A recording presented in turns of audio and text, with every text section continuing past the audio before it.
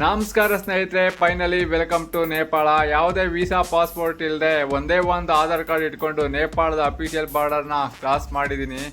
ನೇಪಾಳದ ಬಗ್ಗೆ ಹೇಳಬೇಕು ಅಂದರೆ ನೇಪಾಳ ನಮ್ಮ ಭಾರತದ ಪರಮ ಮಿತ್ರ ರಾಷ್ಟ್ರ, ಕುಚಿಕು ಅಂತಲೇ ಹೇಳ್ಬೋದು. ಬನ್ನಿ ನೇಪಾಳನ ಎಕ್ಸ್ಪ್ಲೋರ್ ಮಾಡೋಣ.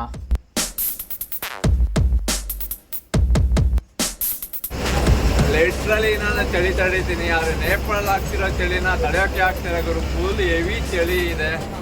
ಔಟ್ ಆಫ್ ಸ್ಟೇಟ್ ಬಂದಾಗೇನೆ ಜರ್ಕಿನ್ ಕ್ಯಾರಿ ಮಾಡ್ತಿದ್ದೆ, ಆದರೆ ಔಟ್ ಆಫ್ ಕಂಟ್ರಿ ಬಂದಾಗೇನೆ ಜರ್ಕಿನ್ ಕ್ಯಾರಿ ಮಾಡ್ತಿಲ್ಲ. ನೀವೇನಾದರೂ ಇಲ್ಲಿ ಬರೋರಿದ್ರೆ ಸೂಟ್ ಜೊತೆಗೆ ವಾರಮ್ ಜಾಕೆಟ್ ಮತ್ತು ಗ್ಲೌಸ್ನ ಕ್ಯಾರಿ ಮಾಡ್ಕೊಂಡು ಬನ್ನಿ. ವಿಪರೀತ ಚಳಿ ಇದೆ, ಸೇಫ್ಟಿ ಮುಖ್ಯ ಅಲ್ವಾ. ಹೇಳ್ಬೇಕು ಅಂದರೆ ಇಲ್ಲಿ ಆಗ್ತಿರೋ ಚಳಿಗೆ ನನಗೆ ಏನು ಮಾತಾಡಬೇಕು ಅಂತ ಗೊತ್ತಾಗ್ತಿಲ್ಲ ಗುರು. ಆ ರೇಂಜ್ ಚಳಿ ಆಗ್ತಾ ಇದೆ. ಸ್ನೇಹಿತರೆ, ಬಸ್ಸಲ್ಲೇ ನೇಪಾಳ ಕರೆನ್ಸಿ ಎಕ್ಸ್ಚೇಂಜ್ ಮಾಡ್ತಾ ಇದ್ದೀನಿ.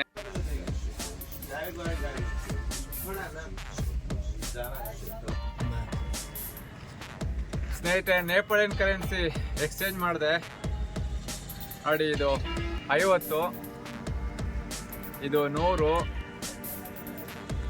ಇದು 500, ಅದಾದಮೇಲೆ ಇದು 1000. ನೇಪಾಳಿಯನ್ ಕರೆನ್ಸಿ ನಾವು 10,000 ಕೊಟ್ಟರೆ ಅವ್ರು 16,000 ಕೊಡ್ತಾರೆ. ಅಂದರೆ 1.6 ಕರೆನ್ಸಿ ಎಕ್ಸ್ಚೇಂಜ್ ಆಗುತ್ತೆ. ಕಮಿಷನ್ ಎಲ್ಲ ಹಿಡ್ಕೊಂಡು ನನಗೆ 31,500 ಕೊಟ್ಟಿದ್ದಾರೆ. ಮತ್ತೆ ನಾನೀಗ ಜನಕ್ಪುರದಲ್ಲಿರೋ ಗಂಗಾಸಾಗರ ಅನ್ನೋ ಸ್ಥಳಕ್ಕೆ ಬಂದಿದ್ದೀನಿ ಸ್ನಾನ ಮಾಡೋಕ್ಕೆ. ಹೋಟೆಲ್ನಲ್ಲಿ ಬಿಸಿನೀರಲ್ಲಿ ಸ್ನಾನ ಮಾಡೋಣ ಅಂತ ಹೋಗಿದ್ದೆ. ಅವರು 500 ರೂಪೀಸ್ ಚಾರ್ಜ್ ಮಾಡ್ತಿದ್ದಾರೆ ನೇಪಾಳಿಯನ್ ರುಪೀಸ್ನಲ್ಲಿ. ಅಂದರೆ ಸ್ನಾನ ಮಾಡೋಕ್ಕೂ 500 ರೂಪೀಸ್ ಅಂತೆ, ಮತ್ತು ಸ್ಟೇ ಆಗೋಕ್ಕೂ 500 ರೂಪೀಸ್ ಅಂತೆ. ಹಾಗಾಗಿ ಏನಕ್ಕೆ ಸುಮ್ಮನೆ 500 ರೂಪಾಯಿ ವೇಸ್ಟ್ ಮಾಡ್ಕೋಬೇಕು ಅಂತ ಗಂಗಾ ಸ್ನಾನ, ಪುಣ್ಯ ಸ್ನಾನ ಅಂತ ಇದನ್ನೇ ಮಾಡೋದಕ್ಕೆ ಬಂದಿದ್ದೀನಿ. ಮಾಡ್ಕೊಂಡು ಸಿಗ್ತೀನಿ.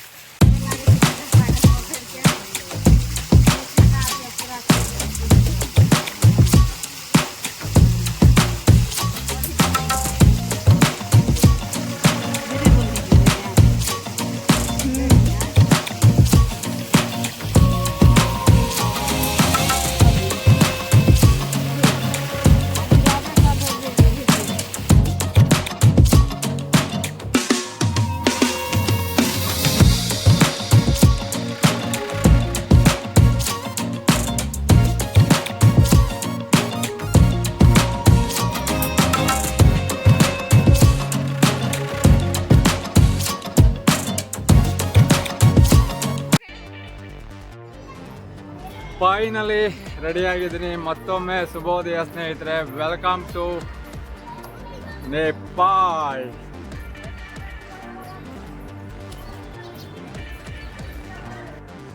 ಹೇಳಬೇಕು ಅಂದರೆ ತ್ರೇತಾಯುಗದಿಂದನೂ ಭಾರತ ಮತ್ತು ನೇಪಾಳದ ಫ್ರೆಂಡ್ಶಿಪ್ ತುಂಬಾ ಚೆನ್ನಾಗಿದೆ. ನಾನೀಗ ನೇಪಾಳದ ಜನಕ್ಪುರ್ನಲ್ಲಿದ್ದೀನಿ.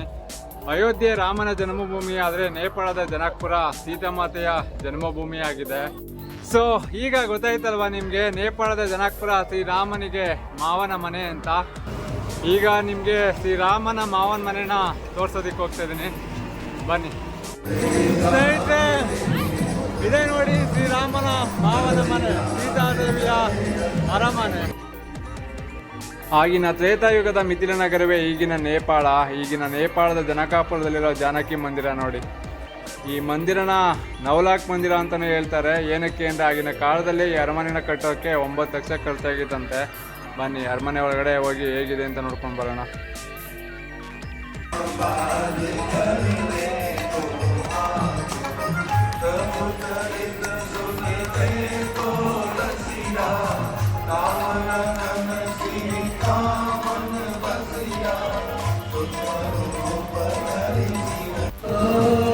ಇಲ್ಲಿ ಹನುಮಾನ್ ಚಾಲಿಸನ ಪಠಣೆ ಮಾಡ್ತಿದ್ದಾರೆ. ನನ್ನ ವಾಯ್ಸ್ ನಿಮಗೆ ಕೇಳಿಸ್ತಿದೆಯೇನೋ ಗೊತ್ತಿಲ್ಲ. ಬನ್ನಿ ಸೀತಾದೇವಿ ಅರಮನೆ ಒಳಗಡೆ ಹೋಗಿ ಬರೋಣ.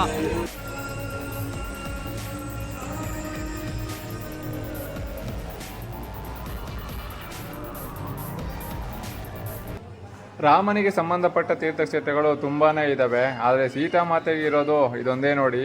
ದೇವಸ್ಥಾನ ತುಂಬ ಭಕ್ತರು ಸೀತಾದೇವಿನ ಪೂಜಿಸ್ತಾ ಇದ್ದಾರೆ.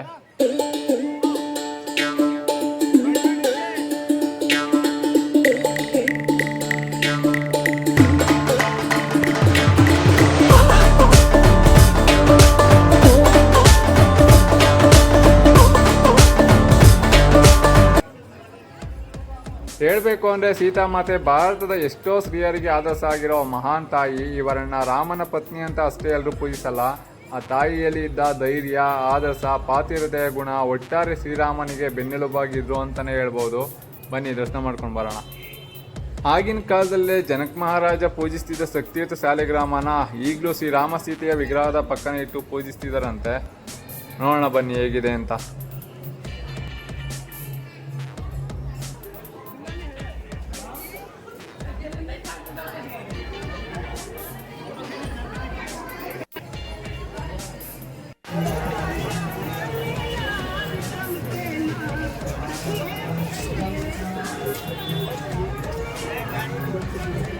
ಸ್ನೇಹಿತರೆ, ನಾನೀಗ ಪ್ರಭು ಶ್ರೀರಾಮ ಮತ್ತು ಸೀತಾದೇವಿ ಮದುವೆಯಾದ ವಿವಾಹ ಮಂಟಪದ ಹತ್ರ ಹೋಗ್ತಾ ಇದ್ದೀನಿ. ಇಲ್ಲಿಗೆ ಎಂಟ್ರಿ ಆಗೋಕ್ಕೆ 10 ರೂಪೀಸ್ ಚಾರ್ಜ್ ಮಾಡ್ತಾರೆ. ಎಂಟ್ರಿ ಫೀಸ್ ಇರುತ್ತೆ.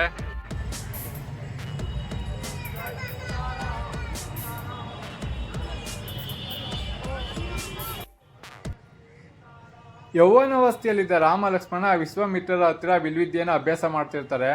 ಆ ಟೈಮ್ನಲ್ಲಿ ಸುಬಾಹು ತಾಟಕವನ್ನು ರಾಕ್ಷಸರು ತೊಂದರೆ ಕೊಡ್ತಾ ಇರ್ತಾರೆ. ಹಾಗಾಗಿ ವಿಶ್ವಾಮಿತ್ರರ ಆಜ್ಞೆಯ ಮೇರೆಗೆ ರಾಮ ಲಕ್ಷ್ಮಣ ಆ ರಾಕ್ಷಸನ ಸಂಹಾರ ಮಾಡಿ ಈ ಮಿಥಿಲೆಗೆ ಬರ್ತಾರೆ. ವಿಶ್ವಾಮಿತ್ರರ ಆಜ್ಞೆಯ ಮೇರೆಗೆ ರಾಮ ಸ್ವಯಂವರದಲ್ಲಿ ಶಿವಧನಸ್ಸನ್ನು ಎತ್ತಿ ಸೀತಾದೇವಿಯ ಈ ವಿವಾಹ ಮಂಟಪದಲ್ಲಿ ವಿವಾಹ ಆಗ್ತಾರೆ. ಇಂತಹ ಸ್ಥಳಕ್ಕೆ ನಾನು ಬಂದಿರೋದು ನಾನು ಪುಣ್ಯ ಅನ್ನಿಸ್ತಿದೆ. ಬನ್ನಿ ಹೊರಗಡೆ ಹೇಗಿದೆ ಅಂತ ನೋಡ್ಕೊಂಡು ಬರೋಣ.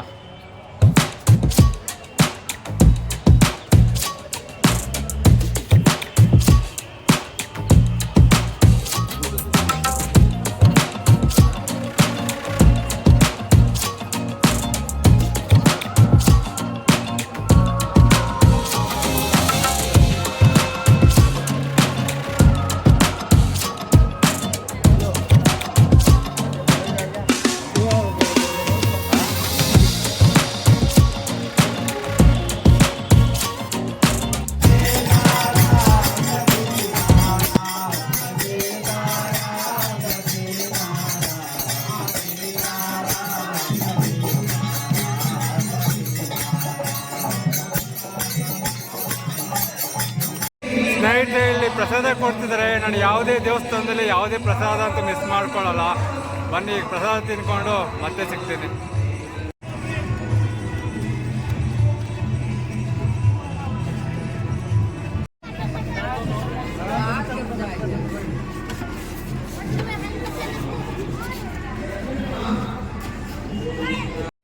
ಸ್ನೇಹಿತರೆ, ನಾನೀಗ ನೇಪಾಳದ ಸಿಮ್ ತಗೊಳ್ಳೋದಕ್ಕೆ ಬಂದಿದ್ದೀನಿ. ಇಲ್ಲಿ ಎನ್ಸೆಲ್ ಸಿಮ್ ಚೆನ್ನಾಗಿದೆ ಅಂತ ನೆಟ್ವರ್ಕು. ಹಾಗಾಗಿ ಎನ್ಸೆಲ್ ಸಿಮ್ನ ಸಜೆಸ್ಟ್ ಮಾಡ್ತಿದ್ದಾರೆ ಇಲ್ಲಿ ಕಡೆ.